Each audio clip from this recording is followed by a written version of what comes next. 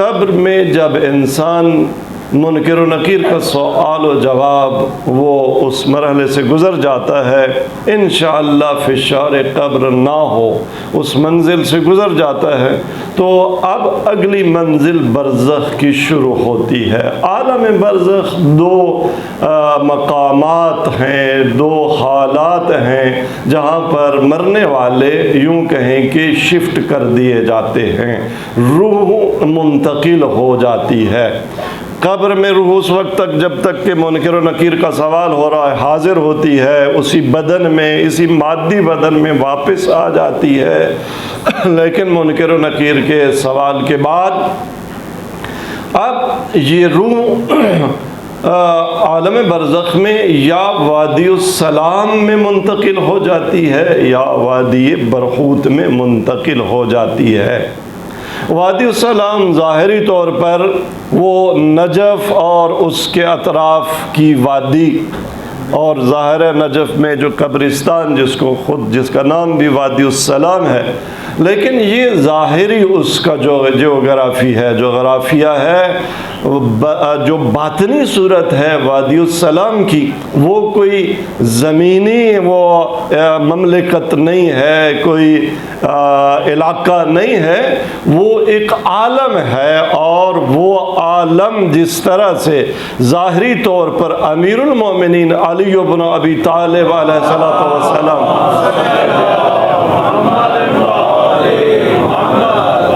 جیسے آپ کے جوار میں یہ وادی السلام ہے، وہ عالم آخرت مولا کی ولایت اور اولاد علی کی ولایت کی سلطنت ہے۔ اس سلطنت میں مومن کی روح منتقل ہو جاتی ہے۔ لہذا معصوم فرماتے ہیں کہ اگر مومن شرق عالم میں مر جائے یا غرب عالم میں مر جائے، جہاں بھی مر جائے، جہاں بھی دفن کر دیا جائے، اس کی روح وادی السلام میں منتقل کر دی جاتی ہے، اور کافر وادی برحوت میں اس کی روح منتقل کر دی جاتی ہے۔ وادی برحوت ظاہراً یمن میں ایک بیابان ہے خوفناک، لک دک صحرا ہے جس کا نام وادی برحوت ہے، لیکن وہ بھی اس کی جو باطنی صورت ہے وہ ائمہ کفر کی ولایت، ابلیس کی ولایت، لک دک صحرا برزخ کا، جس میں کافرین کی، منافقین کی، جو اہل نجات نہیں ہوتے، ان کی روح چاہے کہیں بھی دفن ہوں، چاہے جوار پیغمبر میں قبرستان بقیع میں دفن ہوں، چاہے نجف اشرف میں دفن ہوں، چاہے سید شہداء کے جوار میں بھی کیوں نہ دفن ہوں، ان کی روح وادی برحوت میں منتقل ہو جاتی ہے۔ اور ایک مومن چاہے کسی کافروں کے قبرستان میں بھی کیوں نہ دفن ہوا ہو، واشنگٹن میں دفن ہوا ہو یا ماسکو میں دفن ہوا ہو، اس کی روح وادی السلام میں منتقل ہو جاتی ہے۔ ایک دفعہ مل کر بلند آواز میں صلوات پڑھیں۔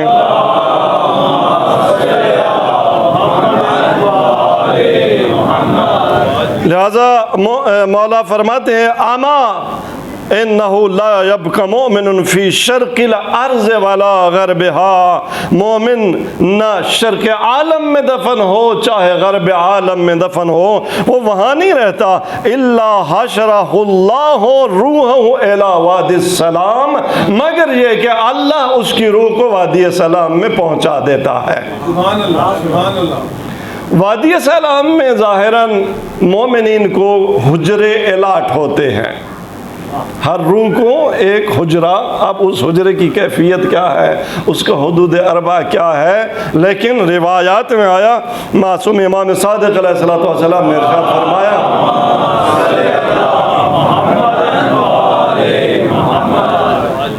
ان ارواح المؤمنین فی حجرات فی الجنہ یأکلون من طعامها ویشربون من شرابها، مومنوں کی ارواح گویا جنت کے حجروں میں ہوتی ہیں، اور جنت کا کھانا یہ مومن کھاتے ہیں، جنت کا جو شراب ہے وہ پیتے ہیں۔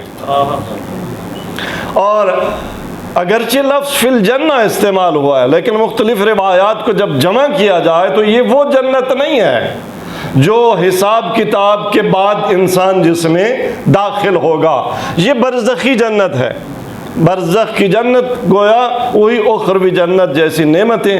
تو مومن کی روح اپنے حجرے میں اور جنت کی غذا کھاتا ہے، جنت کے جو مشروبات ہیں وہ پیتا ہے. عالم برزخ میں وادی السلام ہو یا وادی برہوت ہو، اس میں کی روح کو ایک بدن بھی دیا جاتا ہے. معصوم فرماتے ہیں کہ فی ابدان کا ابدانہم، یہ بدن نہیں ہوتا، مادی بدن نہیں ہے، جس کا وزن نہیں ہے، جس کا جرم جسے کہتے ہیں وہ نہیں ہے، مادہ نہیں ہے، مثالی بدن کے ذریعے انسان حجرے میں رہتا ہے، کھاتا ہے، پیتا ہے. اور اگلی خصوصیت عالم برزخ کی کہ عالم برزخ میں وادی سلام میں بالخصوص مومنین ان کے ہاں ملاقاتوں کا سلسلہ بھی ہوتا ہے، ایک دوسرے سے ملاقاتیں بھی ہوتی ہیں. اسی روایت میں مولا فرماتے ہیں کہ وَيَتَزَاوَرُونَ، ایک دوسرے کی زیارت کرتے ہیں مومنین، ایک دوسرے سے ملاقات ہوتی ہے.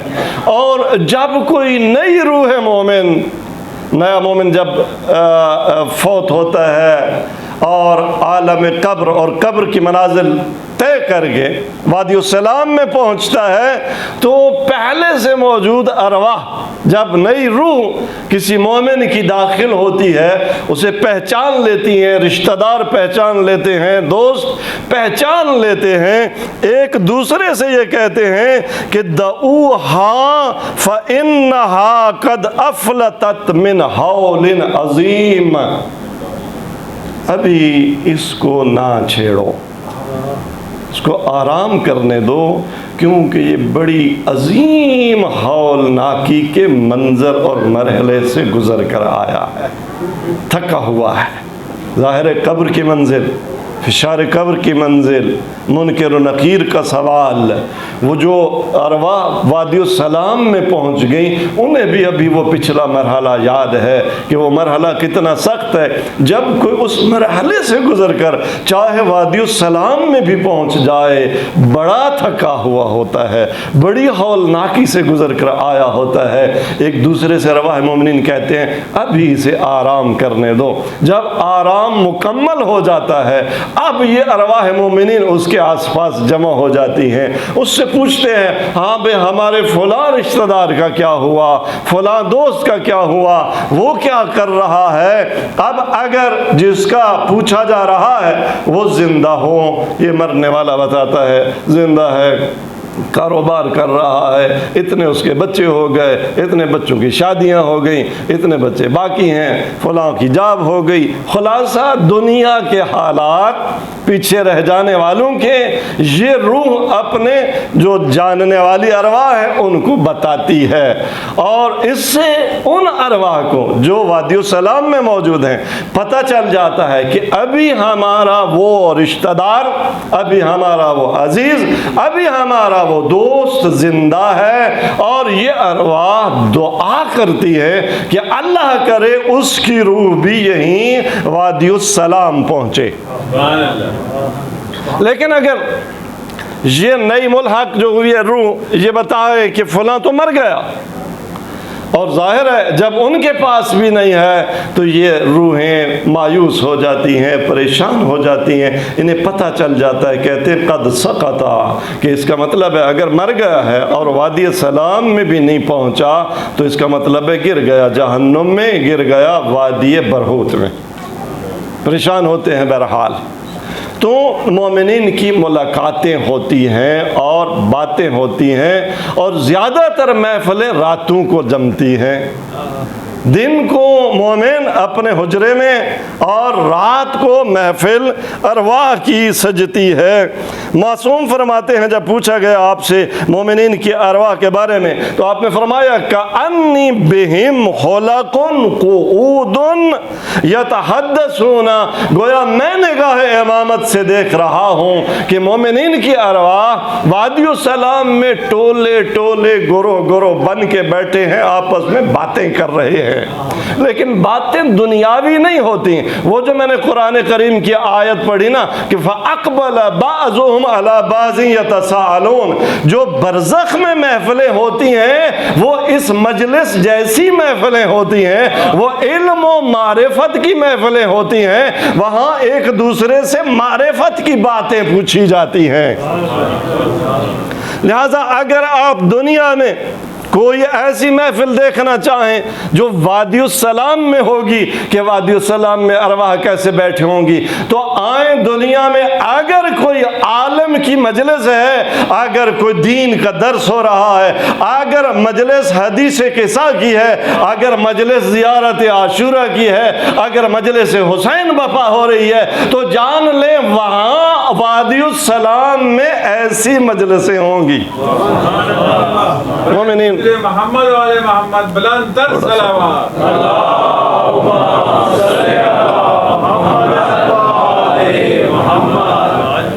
اور علم و معرفت کی محفلیں ہوں گی۔ برزخ میں جو چیز بند ہو جائے گی، جو دروازہ بند ہو جائے گا، وہ عمل کا دروازہ بند ہو جائے گا۔ برزخ میں انسان برزخی بدن کے ساتھ، برزخی روح کے ساتھ نہ کوئی نماز پڑھ سکے گا، نہ روزہ رکھ سکے گا، نہ حج کر سکے گا، نہ زکوٰۃ، نہ صدقہ، یہ جو اعمال ہیں نہیں انجام دے سکے گا۔ لیکن عالم برزخ میں انسان کے تکامل کا ایک راستہ کھلا ہے، اور وہ ہے معرفت میں تکامل، وہ ہے آگہی میں تکامل۔ لہذا معصوم فرماتے ہیں کہ مومن جمع ہوتے ہیں عند کل مساء، ہر شام محفل سج جاتی ہے۔ فَإِذَا طَلُعَ الْفَجْرُ حَاجَرَتْ مِنَ الْجَنَّةِ، یا حاجت من الجنہ، یہاں تک کہ جب طلوع فجر ہوتی ہے تو اب اس جو محفلیں لگی ہوئی تھیں، مختلف حلقے لگے ہوئے تھے، آپ اگر قم جائیں نا، آپ کو مسجد اعظم میں مختلف طلباء کے مباحثے کے گروہ ملیں گے۔ ایک گروہ یہاں بیٹھا ایک استاد کے ساتھ 5-10 طلباء کا یہاں بحث کر رہا ہے، دوسرا وہاں بحث کر رہا ہے، تیسرا وہاں بحث کر رہا ہے۔ ایک وقت میں مسجد اعظم میں بی بی معصومہ کے حرم میں ممکن ہے آپ کو 100 حلقہ درس نظر آئے۔ تو گویا عالم آخرت میں بھی، وادی السلام میں بھی اسی طرح سے مومنین کے رات کو حلقے ہوتے ہیں۔ جب صبح ہو جاتی ہے تو یہ حلقہ درس ختم اور مومن اپنے حجرے میں واپس آ گیا۔ کہتے ایک شہید کی ماں تھی جو اکثر رات کے وقت اپنے شہید کی بیٹے کی قبر پہ جاتی تھی۔ وقت ختم ہوا، مختصر کر دوں تو ایک رات اس نے عالم رویا میں کیا دیکھا کہ یہ گئی ہیں قبرستان اور بیٹے کی قبر پر ہیں۔ دیکھتی ہیں کہ باقی تمام شہداء جیسے کسی نے سفر پہ جانا ہو، جیسے قافلے نے کہیں جانا ہو، آمادہ ہو رہے ہیں سفر کے لیے اور جانے کی تیاری کر رہے ہیں۔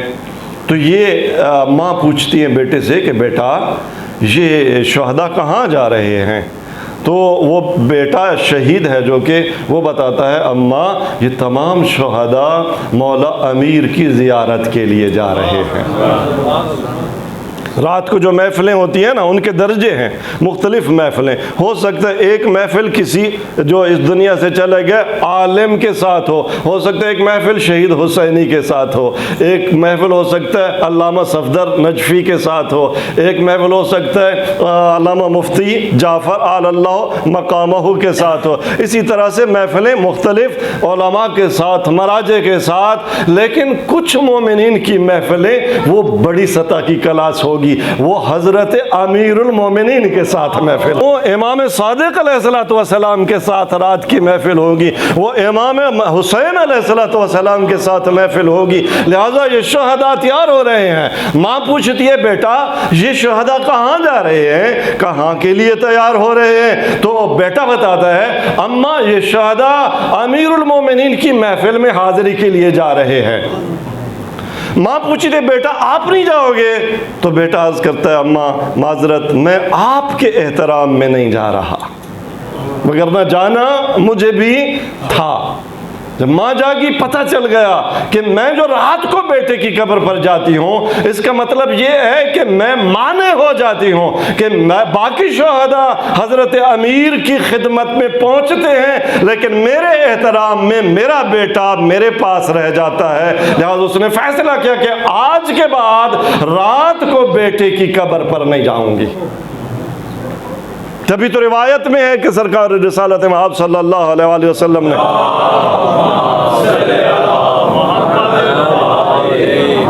حضرت ابوذر سے فرمایا، اے ابوذر، قبرستان میں دن کے اوقات میں جایا کرو، ذرخا احیانا بالنہار، لیکن رات کو مومنین کی قبور پر نہ جایا کرو۔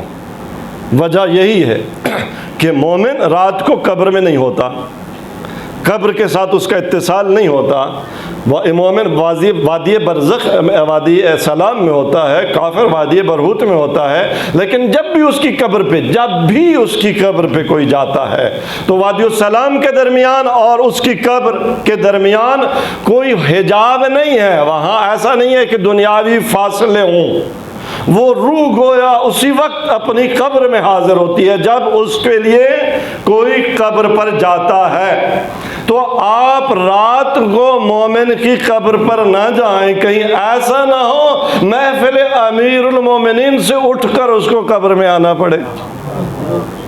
لہذا سرکار رسالت مآب صلی اللہ علیہ وسلم نے جو وصیت فرمائی حضرت ابوذر کو، اور ظاہر ہے ہمارے لیے کہ رات کو نہ جاؤ اپنے مومنین کی قبور پر، دن کو جاؤ، دن کو اپنے حجرے سے اٹھ کے آئیں گے نا، کوئی تکلیف ان کو نہیں ہے۔ تو خداوند تبارک تعالیٰ سے یہ دعا ہے کہ ہماری ارواح جب اس دنیا سے ہمارے ابدان سے جدا ہوں تو انشاءاللہ وادی السلام میں ہوں، علماء کی محفل میں ہوں، مراجع کی محفل میں ہوں، اولیاء الہی کی محفل میں ہوں، اور ائمہ اطہار علیہ السلام کی محفل میں ہوں، مظلوم کربلا کی محفل میں ہوں، اس مظلوم کربلا کے شہزادے علی اکبر کی محفل میں ہوں۔